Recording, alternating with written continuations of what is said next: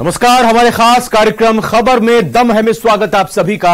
आपके साथ मैं रविंद्र सिंह और इस बुलेटिन में हम आपको दिखाते हैं वो खबरें जो पूरे सप्ताह सबसे ज्यादा चर्चा में रही। तो सबसे पहले बात आज होगी विधानसभा चुनाव से पहले कांग्रेस की दिल्ली में हुई हाई लेवल मीटिंग की, और इसके साथ ही जयपुर के एक मंदिर में ड्रेस कोड क्या लागू हुआ कि मानो भूचाल आ गया, और एक कथावाचक के ही विरोध ने इसको सियासी अखाड़ा भी बना दिया है। विस्तार से बताएंगे आपको। वहीं आपको यह भी खबर दिखाएंगे कि नाबालिग छात्रा और महिला टीचर के प्यार की एक ऐसी दास्तान जो बीकानेर में पिछले कई दिनों से चर्चा में रही। तो बने रहिए हमारे साथ और शुरू करते हैं खबर में दम है।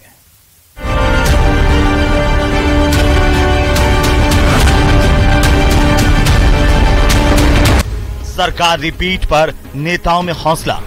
आगे की चुनाव की रणनीति बनाई गई है। भारतीय जनता पार्टी के खिलाफ रणनीति के तहत लड़ेंगे और चुनाव के चारों खाने चित करेंगे बीजेपी को। आला कमान का फैसला ही सर्वमान्य। There should be total unity. Therefore, everybody unanimously resolved that there will be a unity among the Rajasthan Congress. साथ रहेंगे, साथ लड़ेंगे, चुनाव जीतेंगे। सारी अच्छी चर्चा हुई और सब एकजुटता से मिलकर चुनाव लड़ेंगे।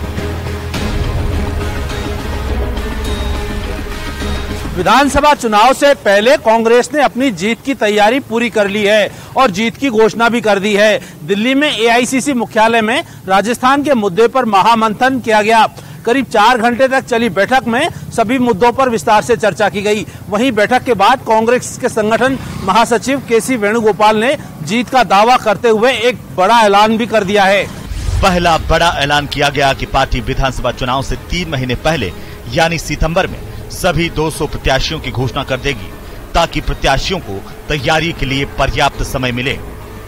सीएम अशोक गहलोत ने आला कमान को कम से कम 2 महीने पहले टिकट वितरण का सुझाव दिया था। इसके अलावा एक और बड़ा ऐलान किया गया कि इस बार कांग्रेस के चुनाव में कोई सीएम फेस नहीं होगा। One more issue we have decided to elect about the candidate selection. Candidate selection will be on the winnability basis. We are conducting several surveys. On the basis of winnability only, we will select the candidate, but it will be advanced. September 1st week में we will decide the candidate. अभी कोई मुख्यमंत्री का चेहरा घोषित नहीं कर रहे हैं। हमारा जो भी घोषित होगा वो चुनाव के बाद होगा। और पायलट साहब और गहलोत जी में अब कोई किसी तरह की दूरी नहीं है। उन्होंने साफ स्टेटमेंट दे दिया कि मैं पार्टी का सिपाही हूं, जो पार्टी निर्देश देगी उसके अनुरूप होकर काम करेंगे। हम सब एक हैं और 2023 में पुनः कांग्रेस की सरकार बनाएंगे। वहीं एक और ऐलान किया गया कि पार्टी के अंदरूनी मामलों पर बयानबाजी को अनुशासनहीनता माना जाएगा और सख्त कार्रवाई भी की जाएगी। केसी वेणुगोपाल ने साफ कहा है कि किसी भी नेता को पार्टी के बाहर जाकर बयानबाजी नहीं करनी होगी। पार्टी के अंदर की बात पार्टी में ही रहेगी और राजस्थान से जुड़े मामले पर हाईकमान ही बात करेगा। हाईकमान जो फैसला करेगा वो सबको मान्य होगा। 29 leaders from Rajasthan have participated in this meeting, including Chief Minister, PCC President and other senior leaders. Everybody unanimously decided that we have to win Rajasthan and we can win Rajasthan easily, provided there should be total unity. Therefore, everybody unanimously resolved that there will be a unity among the Rajasthan Congress. जो RPSC की जो था वो भी हमने paper leak का और chief minister कहा गया है कि वो क्या करेंगे, और बहुत सख्त और एक बड़ा फुल प्रूफ हम एक्ट लेकर आ रहे हैं और उसको लागू करेंगे, और जो भी चीजें हैं उनको हम जल्दी रिजॉल्व कर देंगे। वहीं इस बैठक के बाद सचिन पायलट के तेवर भी बदले दिखे। पायलट ने बैठक के बाद मान लिया कि उनके मुद्दों को पार्टी ने सुलझा दिया है और आगे की रूपरेखा बनाई है। सचिन पायलट ने कहा कि मुझे खुशी है कि पार्टी ने मेरे उठाए मुद्दों को गंभीरता से लिया। मुद्दों पर कार्रवाई करने के लिए आगे की रूपरेखा बनाई। हमने पेपर लीक के मुद्दे उठाए जो युवाओं को प्रभावित करते हैं। बीजेपी के कार्यकाल में कई करप्शन हुए, उस पर सरकार गंभीर। 2 दशक से पार्टी ने जो जिम्मेदारी दी उसे निष्ठा से निभाया। राहुल गांधी जी, खड़गे साहब जो निर्देश देंगे वो हम काम करेंगे। जो मुझे जिम्मेदारी दी है उसको पूरी निष्ठा से मैंने निभाया है। आने वाले समय में जो भी खड़गे जी, राहुल जी, हमारे एआईसीसी जो निर्णय लेगी, जो रोल मुझे अदा करना होगा, उस पर जो भी हमारी पार्टी निर्देश करेगी उस पर हम काम करेंगे। पेपर लीक के इशू हम लोगों ने उठाए थे, बहुत महत्वपूर्ण है, जो यंग लोगों को प्रभावित करता है। हमारी जो पब्लिक सर्विस कमीशन है उसको हम कैसे रिफॉर्म करें, उसको कैसे और पुख्ता बनाएं, कैसे पारदर्शी बनाएं और जवाबदेही बनाएं। जो पिछली सरकार के करप्शन के इश्यूज थे, उन सब बातों को मैंने कई समय से मैं पब्लिक में रख रहा था और मुझे खुशी है उन सभी बातों को, उन सभी इश्यूज का संज्ञान पूरी तरह एआईसीसी ने लिया है, कांग्रेस पार्टी ने लिया है और इस सभी पर कार्रवाई करने के लिए भी आगे की रूपरेखा बनाई है। बैठक में CM Ashok Gehlot press conference के जरिए जुड़े, तो वहीं राहुल गांधी और मल्लिकार्जुन खड़गे ने राजस्थान के नेताओं को एकजुट होकर चुनाव लड़ने के निर्देश दिए हैं। नेताओं से कहा गया कि अब किसी तरह के मतभेद की बात सामने नहीं आनी चाहिए। वहीं इस बैठक में नेताओं ने एकजुट होकर चुनाव लड़ने का भरोसा भी दिलाया।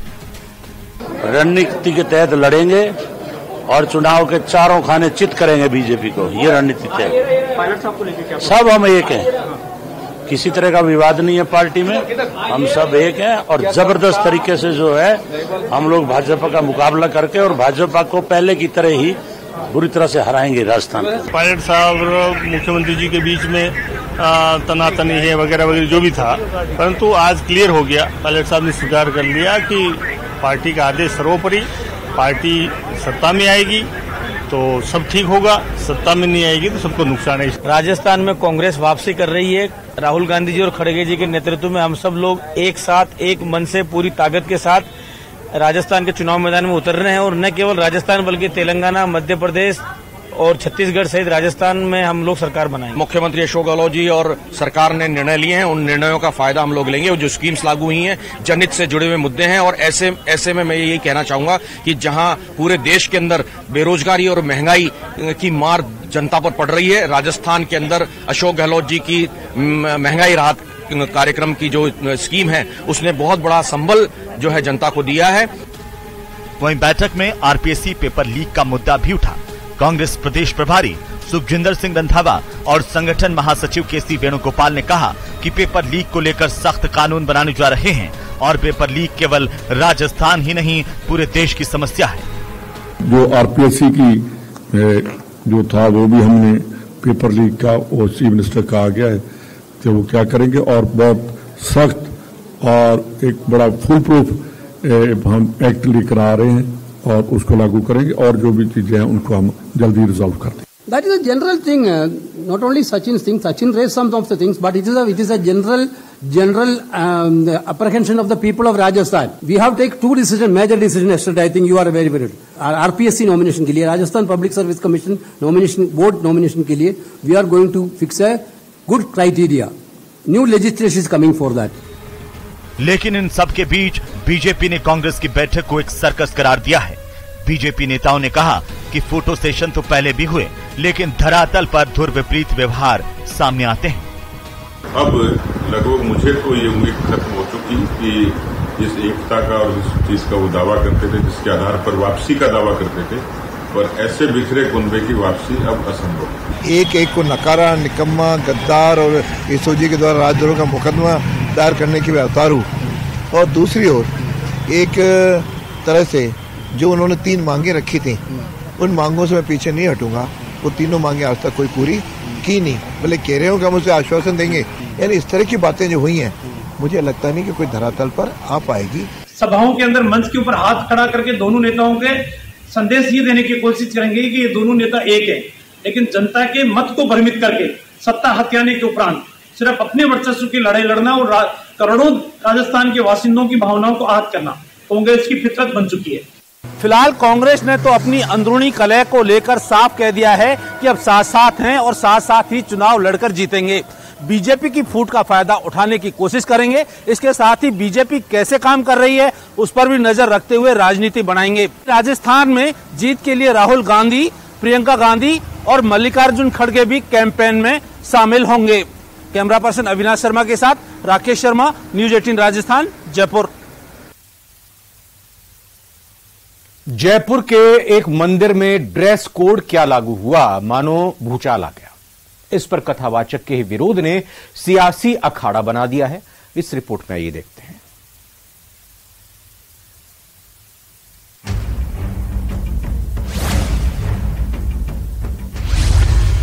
मंदिर में लागू होगा ड्रेस कोड। तो हमने एक पहल की है भक्तों से कि मर्यादा से और सभ्यता से भगवान के मंदिर में जाएंगे तो आपकी मनोकामनाएं भी पूर्ण होगी। मिनी स्कर्ट, नाइट सूट, कटी फटी जीन्स बैन। आजकल छोटे छोटे वस्त्र पहन के आना, स्कर्ट पहन के आना, जो पाश्चात्य देशों के अनुसार जो चल रहे लोग, उसको हम भारतीय संस्कृति को बचाने के लिए कर रहे हैं। फ्रॉक जैसी ड्रेस में भी प्रवेश पर है मनाही। मंदिर में आने का एक तरीका होना चाहिए, एक वेशभूषा होनी चाहिए। शॉर्ट्स, जीन्स ये अलाउड नहीं होने चाहिए बच्चों के लिए। भक्तों का समर्थन तो कथावाचक का विरोध। उन्होंने कह दिया हमारे मंदिर में साफ ये कपड़े पहनकर मत आना, तुम ये मंदिर में वस्त्र पहनकर मत आना। भगवान कपड़े से कभी प्रसन्न नहीं हुआ। सनातन से खिलवाड़ नहीं चलेगा, नहीं चलेगा, नहीं चलेगा। सनातन से खिलवाड़ नहीं चलेगा, नहीं चलेगा, नहीं चलेगा। जी हाँ, जयपुर के झारखंड महादेव मंदिर और उदयपुर के सबसे बड़े और 400 साल पुराने प्राचीन जगदीश मंदिर में ड्रेस कोड लागू करने के पोस्टर क्या लगे, मानो भूचाल आ गया। पूरे देश में सियासी बखेड़ा शुरू हो गया। मंदिर प्रांगण में मनमानी नहीं चलेगी, नहीं चलेगी। मिनी स्कर्ट, नाइट सूट, कटी फटी जीन्स, फ्रॉक जैसी ड्रेस में प्रवेश की मनाही क्या हुई कि हर तरफ मंदिर में ड्रेस कोड लागू होने की चर्चा होने लगी। यहाँ पर एक बैनर लगा है, हम बैनर आपको दिखा सकते हैं, जिसमें विनम्र आग्रह जो है मंदिर प्रशासन द्वारा किया गया है कि सभी महिला और पुरुष यानी कोई भेदभाव नहीं है, महिला पुरुष सबके लिए नियम समान रूप से लागू हैं। मर्यादित वस्त्र पहनकर ही मंदिर परिसर में आवें। छोटे वस्त्र, half pant, Bermuda, mini skirt, night shoot, कटे फटे जीन्स, फ्रॉक आदि पहनकर आने पर बाहर से ही दर्शन करने का लाभ प्राप्त करें। सबसे ज्यादा जो है अपना हिंदू धर्म के अंदर ही जो अपनी सभ्यता है, जो भारतीय संस्कृति है, ये हिंदू धर्म में ही पीछे होते जा रहे हैं। अब आज आप मस्जिद में ऐसे छोटे मोटे कपड़े पहन के आप नहीं जा सकते, गुरुद्वारे में आप नंगे सिर भी नहीं घुस सकते। तो आप ये बताइए कि आप हिंदू हो करके और अपने हिंदू समाज के मंदिरों के अंदर आप ऐसे वस्त्र में कैसे जा सकते हो?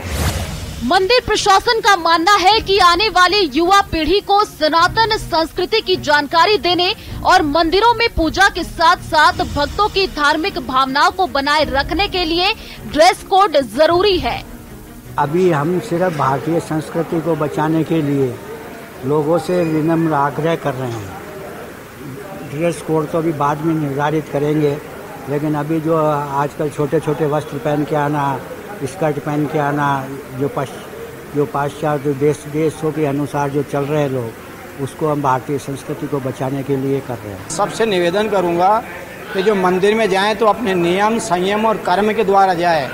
अपने बच्चों को भी उसी रूप में लावें, और जबकि बच्चे छोटे बच्चे हैं तो उनको पूजा से दूर रखें, पूजा से बाहर रखें। स्वयं पूजा करें, स्वयं पूजा करके अपने बच्चों को केवल ज्ञान की वृद्धि प्रदान करें, ज्ञान प्रदान करें। यही सबसे बड़ा नियम और हिंदू धर्म का यही सबसे बड़ा पालन होगा। इसी से हिंदू धर्म, सनातन धर्म और ये हमारा प्रादुर्भाव चलता रहेगा। वहीं इस पहल का श्रद्धालुओं का भी समर्थन मिल रहा है। सोशल मीडिया पर भी किसी ने समर्थन दिया तो किसी ने इसका विरोध भी किया। मंदिर में आने का एक तरीका होना चाहिए, एक वेशभूषा होनी चाहिए। शॉर्ट्स, जीन्स ये अलाउड नहीं होने चाहिए बच्चों के लिए। और जैसे कि और दूसरे धार्मिक संस्थानों में होता है कि भाई सर के ऊपर कुछ ओढ़ के आना चाहिए, ऐसे हमारे मंदिरों में भी होना चाहिए। ये कुछ होने चाहिए प्रोटोकॉल्स जो कि लिखने चाहिए मंदिर परिसर के उस पर कि भाई इस तरह से एंट्री हो गई। ऐसा नहीं है कि ड्रेस कोड जयपुर के झारखंड मंदिर में ही लागू हुआ है। सबसे बड़ा बखेड़ा तो उदयपुर के जगदीश मंदिर में हुआ। जगदीश मंदिर में मंदिर प्रबंधन और स्थानीय लोगों ने लगाए गए पोस्टर को हटाने के विरोध में जमकर नारेबाजी की। देवस्थान विभाग बना ही इसीलिए कि वे धर्म की मर्यादाएं रखें, संस्कृति की मर्यादा रखें, मंदिरों की पवित्रता बनाए रखें, परंतु अपने मूल काम को छोड़कर केवल पैसा कमाने का साधन बनाकर, चाहे वो माझी मंदिर हो चाहे कहीं हो, केवल उसके लिए तो उनके वो दिन रात एक कर देते हैं, परंतु ऐसे पवित्र काम करने के लिए उनके पास फुर्सत नहीं। हमारा तो यहाँ तक कहना है केवल इसी मंदिर पे नहीं, देवस्थान के जितने मंदिर हैं उन सब मंदिरों पर यह बोर्ड देवस्थान विभाग स्वयं लगाए कि यहाँ मंदिर में शालीनता के साथ प्रवेश करे। बाकी समाज के जो मंदिर है वो समाज तय कर लेगा। हमको लगता है कि पट्टिका हटा के अगर धर्म हमारे सनातन धर्म को चुनौती देते हैं तो गलत तरीका है। आज हम सनातन धर्म में यहाँ बैठे हुए हैं, पट्टिका फिर से लगा दी जाए तो अच्छा रहेगा, नहीं लगेगा तो हम लगाएंगे, देवस्थान विभाग के खिलाफ जाएंगे। सब धर्मों में अपना संस्कार चलता है और अपने हिंदू धर्म में जगदीश इतना बड़ा मंदिर है, वहाँ पे ऐसे कपड़े पहन के और बिना शालीनता से आ रहे, इसलिए इन्होंने सबने हमने लगाया तो देवस्थान ने हटाया और देवस्थान कह रहे कि हमारे बिना पूछे क्यों हटाया और हमारा मंदिर तुमने बनाया क्या मंदिर, ये आप बताओ, तुमने बनाया मंदिर? मंदिर हमारे राजा महाराजा ने, जिनका मेवाड़ है, मेवाड़पति ने बनाया। देवस्थान विभाग की टीम ने पोस्टर हटाने को लेकर बिना अनुमति के लगाए जाने की बात कही है। जब सरकार के द्वारा इस तरह के निर्देश जारी नहीं किए गए और इस कार्यालय द्वारा या देवस्थान विभाग के हेड द्वारा या किसी के द्वारा इस तरह के आदेश जारी नहीं किए गए, तो यहाँ क्योंकि सरकारी मंदिर होने के नाते और देवस्थान विभाग द्वारा प्रबंधित और नियंत्रित मंदिर है, इसलिए निरीक्षक को निर्देशित किया गया कि तुरंत प्रभाव से जो भी इस तरह के पोस्टर लगे गए हैं उनको हटाया जाए और जो भी विभिन्न संगठनों की या कोई बात होगी तो उनकी बात को सरकार तक पहुंचाया जाए। दरअसल मंदिरों में ड्रेस कोड लागू होने पर बहस तब छिड़ी जब कथावाचक प्रदीप मिश्रा की सहमति नहीं बनी। पुष्कर में कथा के दौरान पंडित प्रदीप मिश्रा ने ड्रेस कोड लागू होने को विधर्मियों की चाल बताई है। उन्होंने कहा कि भगवान को कभी कपड़ों से मतलब नहीं है। सनातन धर्म को तोड़ने का एक नया विरोध शुरू हो गया है। ऐसा करने से ही हमारे बेटा बेटी दूसरे धर्म में चले जाते। कुछ लोग सनातनियों के कान भर कर सलाह दिलवाते हैं। भोलेनाथ कपड़ा नहीं कलेजा देखते हैं। हम तो जींस पहने, हम तो टी शर्ट पहने, हम नहीं जा रहे, मम्मी तुम दर्शन करके जाओ। और ये बाहर बैठ के आराम से चाय पियेंगे, मंदिर के अंदर भी पाँव रखेंगे और धीरे धीरे फिर विधर्मियों की चाल पूरी सफल हो जाएगी और उन्हें मंदिर से दूर कर दिया जाएगा और फिर इनको दूसरे धर्म में भेज दिया जाएगा। उत्तराखंड में उठा मंदिरों में ड्रेस कोड का मामला अब राजस्थान के मंदिरों की चौखट तक पहुंच गया है। राजस्थान के अलग अलग मंदिरों में भी जारी कर दिया गया है ड्रेस कोड का फरमान। एक तरफ जहां लोग इसे सनातन संस्कृति का हवाला देते हुए इसे संस्कृति के लिए जरूरी बता रहे हैं, वहीं दूसरी तरफ लोगों का कहना है कि अगर इस तरह से ड्रेस कोड के नियम लागू किए गए तो युवा मंदिर, धर्म और संस्कृति से दूर होते चले जाएंगे। कैमरा पर्सन शेर सिंह के साथ लवली वधवा, न्यूज 18 जयपुर। नाबालिग छात्रा और महिला टीचर के प्यार की ऐसी दास्तान जो बीकानेर में पिछले कई दिनों से चर्चा में है। काफी हंगामा हुआ, राजनीति हुई, बाजार भी बंद हुए। कई दिनों तक यह सिलसिला चलता रहा और फिर जो सामने आया वो चौंकाने वाला था। इस रिपोर्ट में देखते हैं।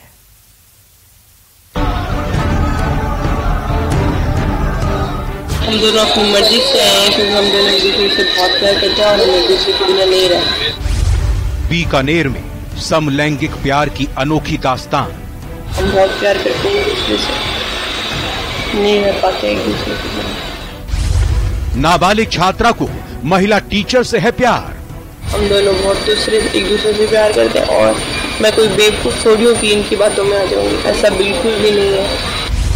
साथ जिएंगे, साथ में मर जाएंगे, खाली कसम। अगर आप लोगों ने हमें पकड़ लिया तो हमारी जिंदगी खत्म हो जाएगी, खत्म हो जाएगी। हाथ में हाथ थामा तो हो गया लव जिहाद। बिल्कुल भी ऐसा नहीं है कि मैंने मुझे बहला फुसला के कुछ किया है। जी हाँ, ये कोई फिल्मी स्टोरी नहीं है, कोई वेब सीरीज की फिल्म भी नहीं है, कोई वायरल वीडियो नहीं। ये बीकानेर में परवान चढ़े मोहब्बत की अनोखी दास्तान है। पूरे बीकानेर से चेन्नई तक फेमस हो चुकी है। छात्रा नाबालिग है और अपनी महिला टीचर को ही दिल दे बैठी है। कहते हैं ना कि प्यार अंधा होता है, तो सच में आज आप भी खुद देख लीजिए। हम दोनों अपनी मर्जी से आए हैं क्योंकि हम दोनों एक दूसरे से बहुत प्यार करते हैं और हम एक दूसरे के बिना नहीं रहे। आपको ऐसा लग रहा होगा कि इन्होंने ये वीडियो जबरदस्ती बनवाई है मुझसे, तो ऐसा बिल्कुल भी नहीं है।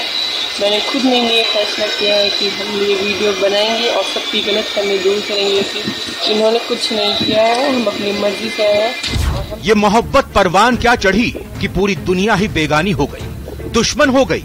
और हो भी क्यों ना, क्योंकि ये मोहब्बत थी एक हिंदू नाबालिग लड़की और महिला मुस्लिम टीचर की, जिसे समाज ने लव जिहाद में तब्दील कर दिया।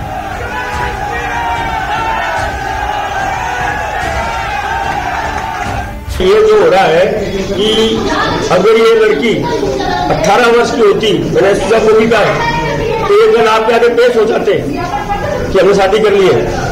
18 वर्ष की नहीं है, इसीलिए ये इस प्रकार की वीडियो करके प्रदर्शित कर रही है कि नहीं ऐसा नहीं है, उनके साथ कोई नहीं है।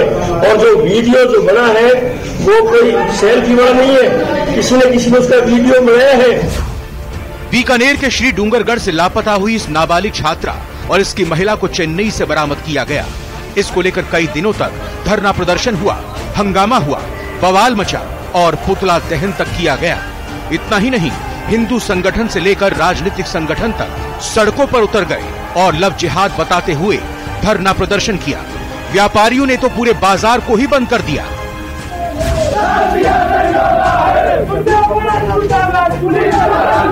इसमें एक बहुत बड़ा पीछे ग्रुप शामिल है और ये लव जिहाद का विषय बनता है। केवल इसको एक ये घुमाया जा रहा है कि ये दो समलैंगिक के दोनों लड़कियां अपने आप गई है, सहमति से गई है। मैं ये नहीं मानता, दोनों सहमति से गई थी। ये सब केवल लोगों को गुमराह करने की बात है। इसमें अवश्य कोई न कोई बड़ा ग्रुप है। ये जो मुस्लिम मैडम है, इनके साथ कोई ग्रुप जुड़ा हुआ है, इनकी जांच की जाए और उनके खिलाफ कार्रवाई की जाए और गिरफ्तारियां भी की जाए। अध्यापिका निदा 30 जून को छात्रा के साथ फरार हो गई। परिजनों ने निदा और उसके 2 भाइयों पर केस दर्ज किया। तीनों पर नाबालिग को अगवा करने का दर्ज किया केस दर्ज होने के बाद लोगों में घटना को लेकर आक्रोश बढ़ गया। लोगों ने थाने का घेराव किया, बाजार बंद हुए और हंगामा हुआ। इसके बाद व्यापारियों ने चक्का जाम और अनिश्चितकालीन धरना और ट्रेनों को रोकने तक की धमकी दे डाली। जिस तरह से पुलिस हमें इनपुट दे रही है, उस हिसाब से हमें ऐसा प्रतीत होता है कि पुलिस के हाथ पूरी तरह से खाली है और इसी बात को लेकर के कस्बे की जनता में और व्यापारियों में भयंकर भारी रोष और आक्रोश पैदा हो गया है। बीकानेर के श्री डूंगरगढ़ से एक स्कूली छात्रा का अपनी टीचर के साथ लापता हो जाने के बाद आखिरकार ये मामला गरमाया और 1 जून को जो है परिजनों ने इसकी रिपोर्ट थाने पर करवाई और उसके बाद से ही डूंगरगढ़ कस्बे में इस घटना को लेकर हंगामा सा मच गया। लोगों ने सड़कों को जाम कर दिया और प्रदर्शन भी किया। इसी बीच शिक्षिका और एक छात्रा का वीडियो भी सोशल मीडिया पर वायरल हुआ, जिसके अंदर जो छात्रा है और शिक्षिका है उन्होंने ये साफ किया कि वो किसी के दबाव में नहीं गई है, लेकिन अपनी मर्जी से गई है और वो दोनों एक दूसरे से प्यार करती है। अल्लाह की कसम हम लोग अपनी मर्जी से आए हैं। मैं इसको बहला फुसला के नहीं लाई हूँ, हम लोग खुद अपनी मर्जी से आए हैं। वहाँ पे फालतू के दंगे मत करो, फालतू के दंगे मत करो, लोगों की जान जाएगी। और अगर ये वीडियो देख के आपको ये लग रहा है कि इन्होंने फिर से मुझे ज़बरदस्ती की है, पर ऐसा बिल्कुल भी नहीं है। सबकी कसम खा के बोल रही हूँ, हम दोनों बहुत एक दूसरे से प्यार करते हैं और मैं कोई बेवकूफ़ थोड़ी हूँ कि इनकी बातों में आ जाऊँगी। ऐसा बिल्कुल भी नहीं है। हम दोनों एक दूसरे से बहुत प्यार करते हैं और बिल्कुल भी ऐसा नहीं है कि इन्होंने हमें मुझे बहला फुसला के कुछ किया है। प्लीज़ हमें जीने दो और सॉरी मम्मी पापा, आपको इतना दुख दिया, सॉरी। लेकिन नाबालिग लड़की के परिजनों का आरोप है कि ये सब दबाव में कहा गया है। इस वीडियो के आने के बाद लोगों में और भी आक्रोश बढ़ गया और लोग बड़ी संख्या में धरना स्थल पर पहुंचे और पुलिस की कार्यशैली पर सवाल खड़े किए। वहीं राज्य बाल अधिकार आयोग की अध्यक्ष संगीता बेनीवाल ने भी मामले का संज्ञान लिया और बीकानेर एसपी से तथ्यात्मक रिपोर्ट भी मांगी। हमारे हिंदू समाज की बच्ची को डूंगरगढ़ में जबरदस्ती बुला फुसला के ले गए मोमडन समाज के लोग और इनकी यही नीति रहती है। इस विरोध में हिंदू समाज सारा एक होके पूरे राजस्थान में विरोध करेगा। बीकानेर के श्री डूंगरगढ़ क्षेत्र का मामला संज्ञान में आया, जिसके अंतर्गत महिला शिक्षिका द्वारा एक निजी विद्यालय में एक बच्ची जो 15 वर्षीय है उसको बहला फुसला कर साथ ले जाने का मामला है। बाल आयोग ने तुरंत प्रभाव से संज्ञान लिया। स्वयं बीकानेर पुलिस अधीक्षक से टेलीफोन पर वार्ता कर पूरे मामले की जानकारी ली। वहीं बीजेपी प्रदेशाध्यक्ष सीपी जोशी और नेता प्रतिपक्ष राजेंद्र राठौड़ ने भी श्री डूंगरगढ़ पहुंचकर सरकार पर हमला बोला, जिसके बाद हाईवे पर लोगों की भीड़ इकट्ठा हो गई और हाईवे पर एसटीएफ और पुलिस जवानों को तैनात किया गया। ये संज्ञान में है पुलिस के और उसके बाद भी कार्रवाई नहीं हुई। हम इस मामले को लेकर राजस्थान की विधानसभा में मामला उठाएंगे और अगर संघर्ष की आवश्यकता पड़ी तो इनके साथ पूरी पार्टी और हम खुद संघर्ष में रहेंगे।